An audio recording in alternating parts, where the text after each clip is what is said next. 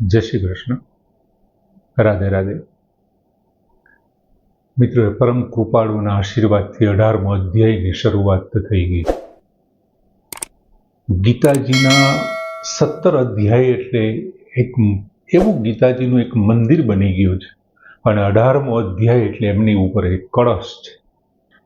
ભગવાન કૃષ્ણએ 17મા અધ્યાય સુધી અર્જુનને જે કંઈ સમજાયું એમાં મહત્વના મુદ્દાઓ જે કંઈ આવ્યા ને એ ભગવાનને એમ થયું હજી એક વખત હજી આમાં થોડુંક કંઈક રહી જાય છે, એટલે 18મા અધ્યાયમાં એ બધું પૂરું કરે છે. અને અર્જુને પહેલા જ શ્લોકમાં ભગવાનને પ્રશ્ન કર્યો કે હે મહાબાહો, હે ઋષિકેશ, હે કેશી નિષુદન, સંન્યાસસ્ય ત્યાગસ્ય તત્વમ વિદુઃ. હું સંન્યાસનું અને ત્યાગનું તત્વ જાણવા માંગુ છું. હું આ બંનેનું તત્વને જાણવા માંગુ છું. અને ભગવાન હવે એક ધારી ગાડી ચાલશે. છેક 72મા શ્લોક સુધી ભગવાન અર્જુનને સમજાવશે. લગભગ પૂર્ણાહુતિ સુધી 72 શ્લોક સુધી ભગવાન હવે ધીમે ધીમે જે સાંખ્યની શરૂઆત કરી હતી ભગવાને બીજા અધ્યાયમાં. પહેલો અધ્યાય તો આપણે જાણીએ છીએ કે અર્જુનની માથાકૂટમાં ગયો, આમ નહીં કરું ને આમ થશે ને તેમ થશે ને આ મરી જશે તો આવું થશે, મને આ દોષ લાગશે ને પિતૃઓને આમ થશે. બીજા અધ્યાયથી જે શરૂઆત થઈ હતી અને એ ભગવાને ફરી પાછો અહીંયા એ વાત કરી. એમ અર્જુને પ્રશ્ન કર્યો કે હું સંન્યાસસ્ય ત્યાગસ્ય આ બંનેનું તત્વ જાણવા માંગુ છું એમ.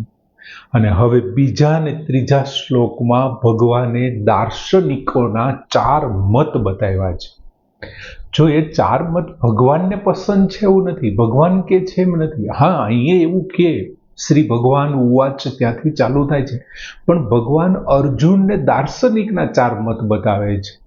અને બીજા શ્લોકમાં ભગવાન કહે છે કે કામ્યાનામ કર્મણામ ન્યાસમ સંન્યાસમ કવયઃ વિદુઃ અને સર્વકર્મ ફલ ત્યાગમ પ્રાહુ ત્યાગમ વિચક્ષણાઃ.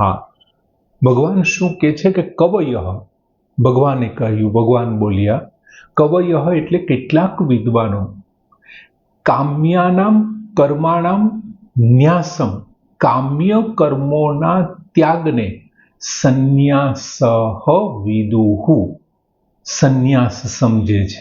જો હું નથી એવું માનતો, ભગવાન કૃષ્ણ નથી કહેતા, એને ચોખવટ કરી કવયઃ કેટલાક વિદ્વાનો કામ્યાનામ કર્માણામ ન્યાસમ કામ્ય કર્મોના ત્યાગને સંન્યાસમ વિદુઃ સંન્યાસ ગણે છે, સંન્યાસ સમજે છે. એ લોકો એને સંન્યાસ સમજી બેઠા છે અમુક વિદ્વાનો. જો મારા તમારા જેવા સામાન્ય વ્યક્તિની વાત નથી, વિદ્વાનોની વાત કરે. પછી ભગવાન બીજું શું કહે છે, વિચક્ષણાઃ બીજા કેટલાક વિદ્વાનો સર્વ કર્મ ફલ ત્યાગમ પ્રાહુઃ ત્યાગમ, સર્વ કર્મના ફળના ત્યાગને, સર્વ કર્મના ફળના ત્યાગને, જે બધા કર્મનું ફળ મળે છે એને ત્યાગી દેવું, એના ત્યાગને ત્યાગમ એટલે કે ત્યાગ, પ્રાહુ એટલે કહે છે. અમુક વિદ્વાનો એવા છે કે કામ્ય કર્મોના ત્યાગને સંન્યાસ કહે છે, અને અમુક વિદ્વાનો સર્વ કર્મોના ફળના ત્યાગને ત્યાગ કહે છે. અર્જુને પ્રશ્ન શું કર્યો કે હું સંન્યાસ અને ત્યાગના તત્વને જાણવા માંગુ છું. હવે બીજા અને ત્રીજા શ્લોકમાં ભગવાને દાર્શનિકોના જે 4 મત બતાવ્યા એમાંનો પહેલો અને ત્રીજો છે ને એ બંને મળતા આવે છે, બીજો અને ચોથો મળતા આવે છે. હવે પહેલા મતમાં ભગવાન શું કહે છે કે કામ્યાનામ કર્માણામ ન્યાસમ સંન્યાસમ કવયઃ વિદુઃ. કામ્ય કર્મોના ત્યાગનું નામ સંન્યાસ છે એવું કેટલાક વિદ્વાનોનું માનવું છે. હવે કામ્ય કર્મો એટલે શું, તો કે કામ્ય કર્મ એટલે ઈષ્ટની પ્રાપ્તિ અને અનિષ્ટની નિવૃત્તિ. એને માટે જે શાસ્ત્ર વિહિત કર્મ કરવામાં આવે છે તેમનો ત્યાગ કરવાનું નામ છે ને એ સંન્યાસ છે. મને ગાડી મળી જાય, બંગલો મળી જાય, પુત્ર જન્મ થાય, મારા પુત્રના સારી જગ્યાએ વિવાહ થાય, મકાન થાય, આ ઈષ્ટની પ્રાપ્તિ. પછી અનિષ્ટની નિવૃત્તિ, મારો રોગ મટી જાય, મારા દુશ્મનો મટી જાય, મારી આફત છે દૂર થઈ જાય. આ અનિષ્ટની નિવૃત્તિ માટે જે તમારા અંગત સ્વાર્થ માટે જે તમે શાસ્ત્ર વિહિત કર્મો કરો છો, જો તમે એમનો ત્યાગ કરી દો તો તમે સંન્યાસી બની જાઓ છો. સંન્યાસી, આપણે ઘણી વખત સંન્યાસીઓને જોતા હોય છે કે એના પુત્રના લગ્ન થાય કે ન થાય કાંઈ ફેર ન પડે, એ તો એનું ઘર છોડીને જતા રહીએ છે બધા સાથેના સંબંધ. એટલે અમુક વિદ્વાનોને એવું કવય ભગવાને સ્પષ્ટ કીધું કે અમુક વિદ્વાનો એવું માને છે કામ્યાનામ કર્માણામ ન્યાસમ સંન્યાસમ, કામ્ય કર્મોના ન્યાસને સંન્યાસ કહે છે. પછી ભગવાન બીજી શું વાત કરે છે તો કે સર્વ કર્મ ફલ ત્યાગમ પ્રાહુ. અમુક વિદ્વાનો એવા છે વિચક્ષણા બુદ્ધિશાળી વ્યક્તિઓ કે સઘળા કર્મોના ફળની જે ઈચ્છાઓનો ત્યાગ કરવાનું નામ ત્યાગ છે. બધા કર્મોના ફળની ઈચ્છાઓનો ત્યાગ કરવાનું નામ ત્યાગ છે. એટલે કે ફળ ન ઈચ્છીને કર્તવ્ય કર્મ કરતા રહેવા એનું નામ ત્યાગ છે. કોઈ પણ તમે કર્મ કરો એમના ફળની ઈચ્છા નહીં રાખવાની, માત્ર કર્તવ્ય કર્મ કરતા રહ્યો તો એનું નામ ત્યાગ છે.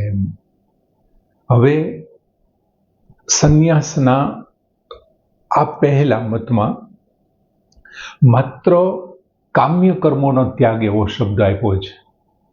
હવે એનાથી થાય છે શું? તેમાં નિત્ય અને નૈમિતિક કર્મો તો ક્યાંય આવતા જ નથી. નિત્ય કર્મ, નૈમિતિક એની જે આવશ્યક કર્મો છે એ તો બાકી જ રહી જાય છે. ખાલી કામ્ય કર્મ જ આવ્યા. કર્મોના જે 5 પ્રકાર છે એમાંથી આ તો ખાલી આટલા જ આવ્યા.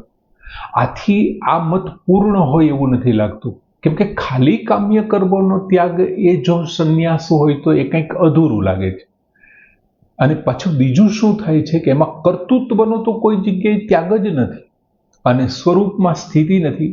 તો આ વાત તો ભગવાનને મંજૂર નથી. ભગવાનના મતે શું થવું જોઈએ તો કે કર્તૃત્વાભિમાન જે છે, કર્તૃત્વાભિમાન, કર્તાપણાનું જે અભિમાન છે એ નથી રહેતું. અને જ્યારે સ્વરૂપની અંદર સ્થિતિ થઈ જાય છે ને, ત્યારે આ વાત ભગવાનને આ જ અધ્યાયના 17મા શ્લોકમાં કીધી છે. એને સંન્યાસ તરીકે વર્ણવી છે કે કર્તૃત્વાભિમાન દૂર થઈ જાય અને સ્વરૂપમાં સ્થિતિ થઈ જાય ને તો એ સંન્યાસ છે. બીજું, આપણે જાણીએ છીએ કે કર્મોના 5 પ્રકાર છે. એક સૌથી પહેલું નિત્ય કર્મ. માણસ છે પોતે કાયમીને માટે જે દૈનિક ક્રિયા, શાસ્ત્ર વિહિત દૈનિક ક્રિયાઓ જે કરે છે એ નિત્ય કર્મ કહેવાય છે. દાખલા તરીકે સંધ્યા, ઉપાસના, પછી ગાયત્રી છે, આ બધું નિત્ય કર્મમાં આવે.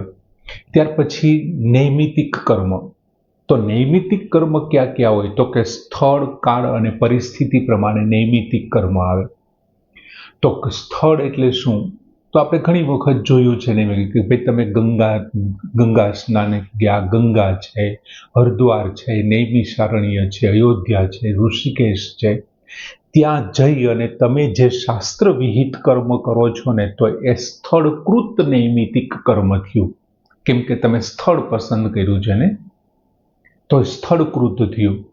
ત્યાર પછી કાળ, તો કે ચોક્કસ સમય, ચોક્કસ કાળ. એકાદશી છે, અમાસ છે, પૂનમ છે, હોળી છે, દિવાળી છે, અક્ષય તૃતીયાંશ છે, આવી શ્રેષ્ઠ જે તિથિઓ છે એ તિથિના દિવસે તમે જે શાસ્ત્ર વિહિત કર્મ કરો છો એ તમારું કાળકૃત નૈમિતિક કર્મ થયું.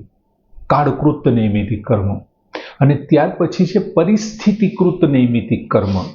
દાખલા તરીકે પુત્ર કે પુત્રીનો જન્મ થયો, પુત્રના લગ્ન થયા, પુત્રીના લગ્ન થયા, અથવા તો કોઈ કારણોસર ઘરમાંથી કોઈ એકાદ વ્યક્તિનું ક્યારેક કોઈ મૃત્યુ થયું, કોઈ આકસ્મિક એવો બનાવ બન્યો, સંતો મહંતોની હાજરી થઈ, સત્સંગ થયો, અને તમે જે શાસ્ત્ર વિહિત કર્મ કરો છો તો એ પરિસ્થિતિજન્ય નૈમિતિક, પરિસ્થિતિકૃત નૈમિતિક કર્મો છે. અને ત્યાર પછી એક પેલું આપણે જોયું નૈતિક કર્મ, બીજું નૈમિતિક કર્મ, અને ત્રીજું આવે છે કામ્ય કર્મ. કામ્ય કર્મ એટલે શું? તો કે ભાઈ માન મેળવવા માટે, પ્રસિદ્ધિ મેળવવા માટે, પુત્ર જન્મ માટે, કે પછી વિવિધ પ્રકારના ગાડી, બંગલા, મકાન, આ તે એમના માટે જે શાસ્ત્ર વિહિત કર્મો કરાય છે, શાસ્ત્રોક્ત વિધિ થાય છે, અથવા તો રોગના નિવારણ માટે, કે પછી અડચણને દૂર કરવા માટે આ જે કાંઈ શાસ્ત્ર વિધિ થાય છે, એ બધા જે કર્મ છે એને કામ્ય કર્મ કહેવાય. હવે અહીંયા પહેલો મતમાં શું આપ્યું છે કે કામ્યાનામ કર્મણામ ન્યાસમ સંન્યાસમ, માત્ર કામ્ય કર્મોના ન્યાસને સંન્યાસ કીધો છે, એટલે આ મત અધૂરો છે. હજી કર્મના કુલ 5 પ્રકાર છે, એમાંથી આપણે 3 જ જોયો. ચોથા પ્રકારમાં પ્રાયશ્ચિત કર્મ છે.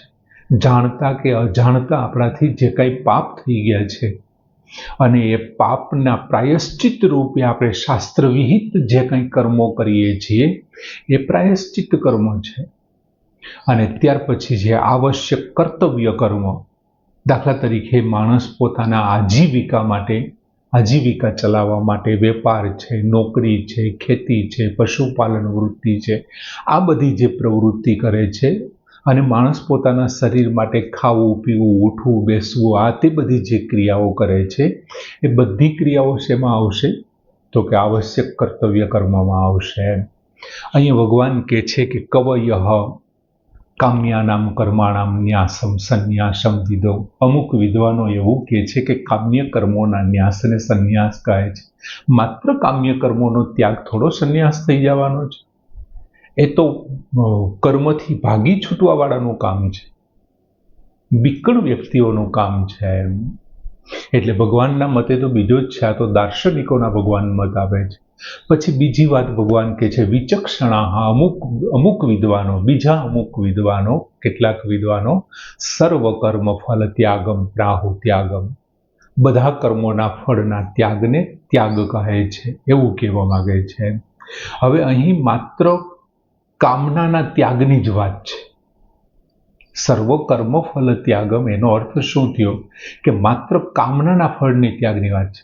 અને ભગવાનના મતે કર્તવ્ય અને ફળ, કર્મની આસક્તિ અને ફળની આસક્તિ, એમનો ત્યાગ હોવો જોઈએ. કેમ કે કોઈ પણ કર્મ છે એ ફળ વિનાનું તો શક્ય જ નથી. તમે કર્મ કરો છો તો એ ફળ મળશે જ, ફળથી તો તમે ભાગી જ નહીં શકો. કોઈ ખેડૂત ખેતરની અંદર બી વાવે છે તો એમની અંદર અનાજ પાકશે જ.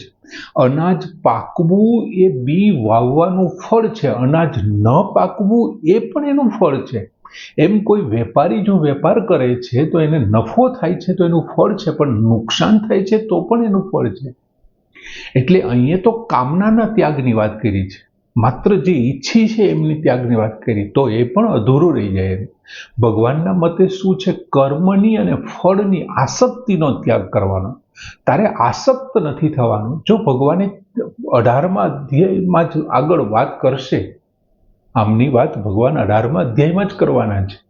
અને એ પહેલા પણ ભગવાને કીધી છે ને બીજા અધ્યાયમાં, સિદ્ધિ અસિદ્ધિયો સમો ભૂતવા, તું સિદ્ધિ અને અસિદ્ધિને સમાન કરી નાખ, સમતામાં તારો એ યોગ રહેલો છે, તો યોગી બની જશે એમ. એટલે હવે ભગવાને દાર્શનિકોની વાતને રજૂ કરી બીજા 3જા શ્લોકમાં, અને સરસ શરૂઆત કરી છે. અને એક ધારી ભગવાન શરૂઆત ચાલુ રાખશે. જેટલા મહત્વના મુદ્દાઓની ચર્ચાઓ થઈ 1 થી 17મા અધ્યાયની, ભગવાન ફરી પાછું એમાં કંઈક ઉમેરે છે, ફરી કંઈક અર્જુનને વિશિષ્ટ રીતે સમજાવે છે. અને અર્જુને પ્રશ્ન એવો કર્યો છે અને ભગવાન એમના જવાબ પણ એવા આપવાના છે. સરસ મજાનો શ્લોક કે કામ્યાનામ કર્માણામ ન્યાસમ સંન્યાસમ કવયઃ વિદુઃ સર્વ કર્મ ફલ ત્યાગમ પ્રાહુ ત્યાગમ વિચક્ષણાએ પૂર્ણ કરીએ. જય શ્રી કૃષ્ણ.